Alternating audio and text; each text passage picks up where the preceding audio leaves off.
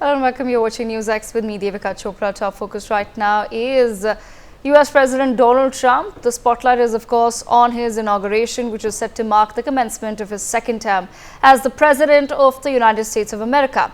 From world leaders to tech giants to business tycoons, the who's who across the globe are hoping for a pass to the grand event at the Capitol building in Washington, D.C. External Affairs Minister Dr. S. Jaishankar is slated to represent India at the swearing-in ceremony. Chinese President Xi Jinping has personally turned down the invitation but will be sending a delegation at the event. Meanwhile, Italian Prime Minister Giorgia Meloni, Australian Foreign Minister Penny Wong, Japanese Foreign Minister Takeshi Iwaya and Argentinian President Javier Milei are all expected to be in attendance. US President-elect Donald Trump has raised more than $170 million for the upcoming inauguration day after receiving $1 million from US aviation giant Boeing and major tech companies such as Google, Amazon, Meta and OpenAI. What does the guest list, however, for this event really indicate? I take that very interesting conversation forward. I have with me Ambassador Pradeep Kapoor, former diplomat. We also have with us Mr. Jayant Krishna, Senior Fellow of the CSIS. We have Pramit Pal Chaudhary, a specialist in Indian foreign policy, and we have with us Professor Madhav Nalapat, Editorial Director of the Sunday Guardian. Let me begin this conversation with Professor Nalapat. Professor Nalapat, some of the names that are doing the rounds as far as the confirmed guest list is concerned is President of Argentina, also the President of El Salvador, Prime Minister Viktor Orban of Hungary, then Giorgia Meloni of Italy, leader of Italy. What do you make of some of the names that are doing the rounds as far as the current sort of confirmed guest list is concerned? I would like to put it out there that there are no official confirmations yet, and these are not official lists. This is based on reports that are emerging online, but some of the names that have come out. Professor Nalapat, what do you make of the guest list so far? Look, Devika, I want to make one point, which is that the inauguration of the 47th President of the United States of America, Donald J. Trump, it's a formal affair. It's not a business affair in which work gets conducted outside the formalities of the swearing-in ceremony and the transfer of power, the peaceful transition of power from one president to the other, and in fact from one political party to the other in this particular case. So it's a formal function. And that being the case, I think it's good that Minister Jaishankar will be representing India. He's the Foreign Minister of India, and the Foreign Minister of India or the Foreign Minister of any other country will be used to attending formal functions where there are ceremonial functions, but it's important that your country be seen and at a high level, and that is being assured by the presence of External Affairs Minister Jaishankar at the inaugural. Now, there are some other foreign ministers also that you read out. The Foreign Minister of Japan, for example, a very important ally. Now, there's going to be a meeting of the Quad quite soon, and the meeting of this year, and that meeting is likely to be attended by the heads of government, which means President Trump. So, there is no question that the heads of government will be meeting President Trump. But the point is that where this kind of a meeting is concerned, which is just a formal meeting, it's not a business meeting, and is not meant to be a business meeting in any sense of the term, I think it's fitting that Minister Jaishankar be sent to represent India at this particular inaugural. Okay, let me bring in Ambassador Pradeep Kapoor into the conversation as well. Ambassador Pradeep Kapoor, same question to you. Some of the other leaders, as I've mentioned, Javier Milei of Argentina, he has been described as a right-wing leader. Nayib Bukele of El Salvador, the president, not really described as a right-wing leader, but described as someone who goes really hard on political rivals and has brought in some very stringent policies. Viktor Orban of Hungary, once again, and Giorgia Meloni of Italy. What message do you think then Donald Trump is perhaps going to try to send out with such a guest list? Devika, thank you very much. I think it is a first time that the US inauguration of a US president for a new term will have foreign leaders. Earlier, there wouldn't be foreign leaders, but in most countries, what of course happens is that the ambassadors who are present in that country participate. But when I was ambassador of India to Chile, for example, whenever the new Chilean president was to, assume power, or in Argentina, if there was a change of guard and the new president was to take over. Many of the leaders from the Latin American continent would land up in that capital. And I saw that happen also as ambassador of India to Cambodia, when the Southeast Asian leaders would land up for the inauguration of any new leader. Similarly, in India, we have seen that Prime Minister Modi has invited the SAARC leaders for his first term and some of the ASEAN leaders for the second term. So we have precedents in different parts of the world, but in the US, this will be a sort of a precedent. And I'm sure that if this goes through smoothly during this, inauguration on January 20th, in future we will see a lot more world leaders at the head of government or head of state level participating. And these occasions are also very useful because on the sidelines, like when the EM is here, he will be having very in-depth interactions and discussions with the leadership of the new administration to talk about very substantive aspects of our relationship and how it can be moved ahead.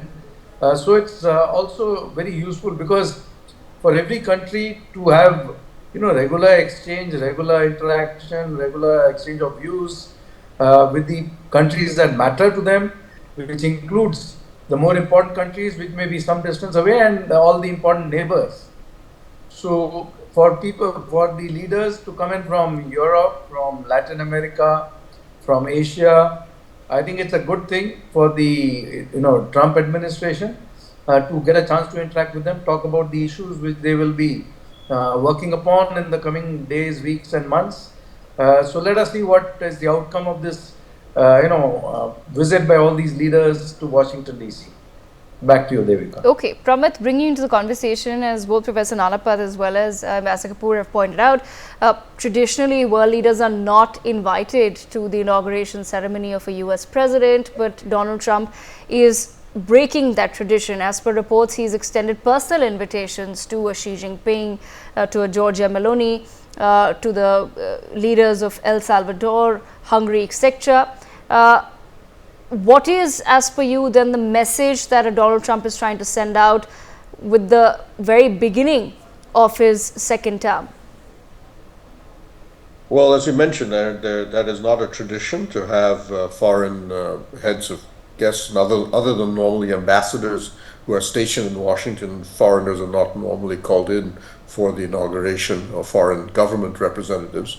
I think for Trump, it's partly because he is a showman in many ways. For him, an inauguration is like any other event, a place where he can, if you wish, perform. If you remember his original inaugural speech, it was very unusual.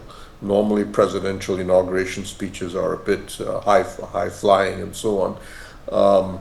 And he went off, and it almost sounded like a campaign speech, America first, and so on and so forth.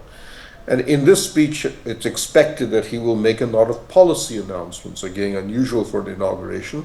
Rather than sort of my vision of the nation, he will be talking, it seems, he will announce a lot of policies that he plans to do. And so I think for him, making a lot of what we may expect to hear also is a fair number of foreign policy announcements, particularly given his interesting territorial ambitions, his criticism of his European friends, but also his view that I can work or develop trade policies that will force other countries to change some of their policies regarding trade deficits and so on. So I think a lot of that is going to be announced. So he would like to have an international audience to be there. Notably, Xi has already said that I will send a representative. The Japanese Prime Minister has already said he'll send a foreign minister, and India, of course, will be represented by the foreign minister. So I think a lot of the larger countries are being suitably wary about sending a head of state or government. And remember, for a head of state or government, one of the problems with the inauguration is you cannot share the podium with the President of America. He stands by himself. You can only be in the audience down below. And that will always be a bit of a diplomatic issue. So sending a representative makes perfect sense. To be there yourself would be a problem, particularly, for example, for a Chinese leader. Right, that makes sense. Mr. Jayant Krishna, bringing into the conversation, essentially the invites are not really, I don't think it's about Donald Trump having all the world leaders by his side. There are of course security challenges that poses as well. However, the fact that he's chosen a specific set of countries or a specific set of leaders who he has extended that invitation to, and then of course those leaders are sending their delegations, or in most cases also their foreign ministers to be a part of the ceremony.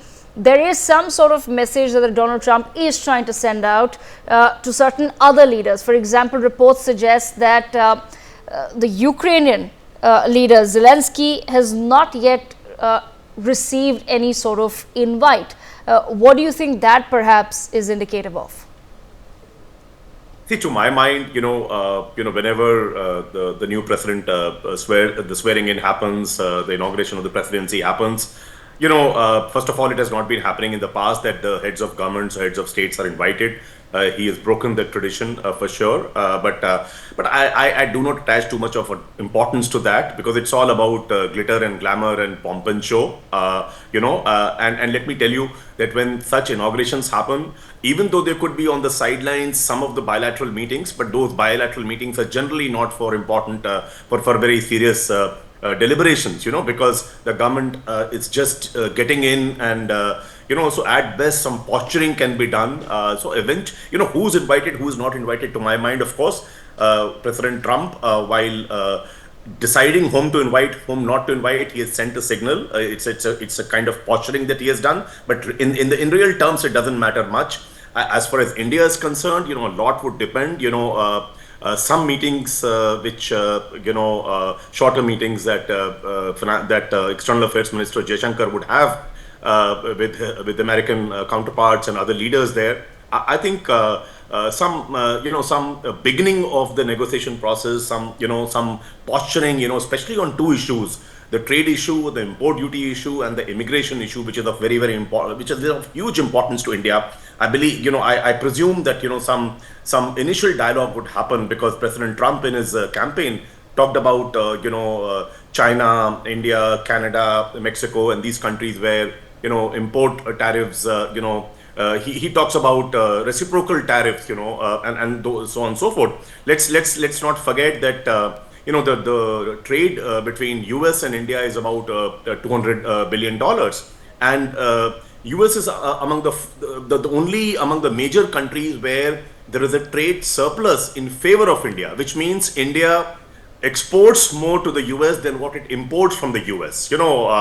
Almost US imports from India are about $125 billion, and Indian imports from the US are just about $75 to $80 billion. So I think the duty structure fiddling is something that will damage us, and I presume that External Affairs Minister would while there be no full-blown discussion during this meeting, but some initial posturing he will do for sure, and also immigration issue. Now, President Trump has talked about, has come out very, very strongly against immigration, but then he's also said that H1 visas are not all that bad a thing. It's a good thing. So which way he would settle, it's very, very difficult.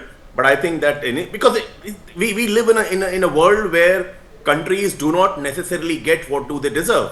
They get what they negotiate. So I think on the negotiation front, some initial posturing is very, very important that the External Affairs Minister Jaishankar would have to do. And especially on these two fronts, the trade policy issue, the tariff structure issue, and of course the immigration issue. And otherwise, who gets invited? I mean, a lot of things in the Indian press, whether Indian Prime Minister Modi has been invited or not. To my mind, it doesn't matter at all. It doesn't matter at all, because it's only gesturing. And I would believe on an occasion like that, External Affairs Minister would do an equally good a job as the Prime Minister could have done. And now, without wasting much time after the inauguration, I think the first set of bilateral visits and discussions and deliberations, I think those have to be kicked off. That's very, very important to my mind. Right, absolutely, certainly. It is ultimately a gesture that is being made by Donald Trump. Ultimately, yes, who will be in the audience, who won't be in the audience, is not going to make much of a difference. But Pramit, bring you back into the conversation on also the fact that Trump's inaugural committee has raised $170 million.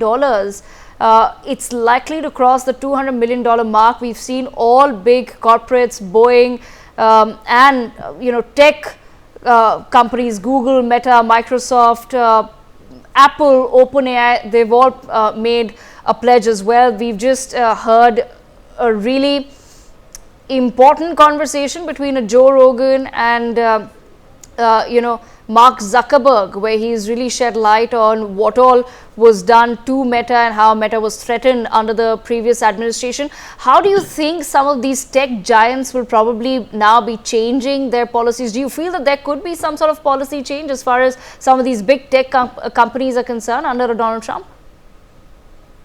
Well, you have Trump, especially actually less Trump perhaps than his vice president J.D. Vance. Has been, and a few other members of his, have been very critical of big tech. They've argued that they have been exploitative, they have been biased in terms of content, that California has been, Silicon Valley has traditionally been a left liberal voice in their system. They've also been unhappy with jobs being exported, at least in terms of some manufacturing. But generally speaking, Vance has been very hostile to big tech, arguing that they have, like other monopolies, suppressed the entrepreneurial capacities of small and medium Americans. So that's definitely a reason to try to put yourself in the good books of the president. But Trump has also been, and Elon Musk, of course, is the best single example of that, but also people like Peter Thiel and so on. Has got a lot of support there. There's a chunk, a lot of articles have been written about the split within Silicon Valley, but a number of these tech entrepreneurs have been able to win over Trump or sell some of their policies to him, and argue that the present system in America is broken. It needs to be massively disrupted on a whole set of levels. It's over-regulated.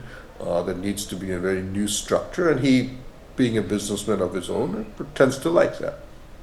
And we have seen in around his circle, not just the sort of Vivek Ramaswamis, the Musks, and so on, but a lot. If you go through all of the people who are close to him, the people who he's brought in to talk about his advice, a lot of them are tech entrepreneurs, more in the second or third level, not the Tim Cooks per se, but further down the road.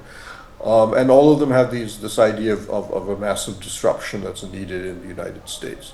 How much of that, I think Trump instinctively likes that idea, being a real estate businessman himself. He's had his own problems with red tape and the American legal system. How much of that he necessarily understands in detail and how much of that will survive is harder to see. But you can see a lot of companies are coming in and saying there's going to be a trade policy that could be wildly disruptive. Some of it will be disruptive to us, but it could also be positive. We're going to be seeing an American president who likes businessmen. He takes them seriously as a source of policy. And he's a president who's vindictive. He represents a government that in the past has taken action against others. There was an article I've forgotten in one American paper that said that a lot of business companies says we didn't bother giving money to Harris, we gave money to Trump. Why? Because we knew that if Harris became president, she would never actually go after us. But we were worried that would happen if Trump came in. So between all of these elements, it makes perfect sense for big American business to donate as much money and to be there, to be seen in the inauguration and the various events that will follow afterwards, to be supportive of the president, and also hope to get his ear when actual policy starts to come together. Right, absolutely. Professor Nalapat, bring you back into the conversation. I also want to get your perspective on the likelihood of some of America's traditional allies in Europe, perhaps, switching over to certain other countries under a Donald Trump? For example, how do you think he's going to be navigating relations with the UK? Because as Pramit has just pointed out, this is a president who's also a businessman himself. And he's decided to have, for example, an Elon Musk a big part, made him a big part of his team. So how do you think he's going to navigate relations with the UK government? Because on the one hand, you do have someone who's close to Trump in the form of Elon Musk, literally putting out on X whether America should be liberating UK of its tyrannical government under Keir Starmer. How do you think he's going to navigate some of these issues? Look, today itself in NewsX we discussed how big tech, frankly, has become in effect a propaganda vehicle for a certain point of view. Not the point of view represented by Donald Trump, but a point of view completely hostile to him. And don't forget, in the last election, the big tech played a very important role in ensuring that Donald Trump lost. He's not going to forget that in a hurry. I think that's very, very clear. So now, obviously, there's a sense of guilt, and they're all lining up to pay homage. That's one point. The second point is that, the big tech is meant to be a neutral platform. When neutral, for example, Twitter under Jack Dorsey, or now OpenAI, when it's become a for-profit enterprise, you saw what happened to the Indian ethnic Indian who was one of the main progenitors of OpenAI. You saw what happened to him and what his mother said. It was featured on NewsX. The fact of the matter is that these had become propaganda vehicles for selling a particular narrative, and especially on January 6th, especially on Donald Trump, especially on the persecution. I called it persecution some years ago, and it's not a prosecution so much as a persecution. They took a certain line. This is right. This is right. Everybody is equal before the law. But then what happened? Biden was also guilty of not having given all the records. If you put the word guilty in inverted commas, nothing happened to him.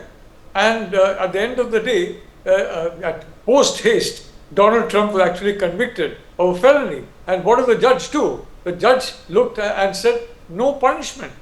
Now you've got a crime, you've got a felony, you've got a jury who says the person is guilty. And I think this was the first time in history as well I've come across absolutely no punishment whatsoever, no probation, nothing.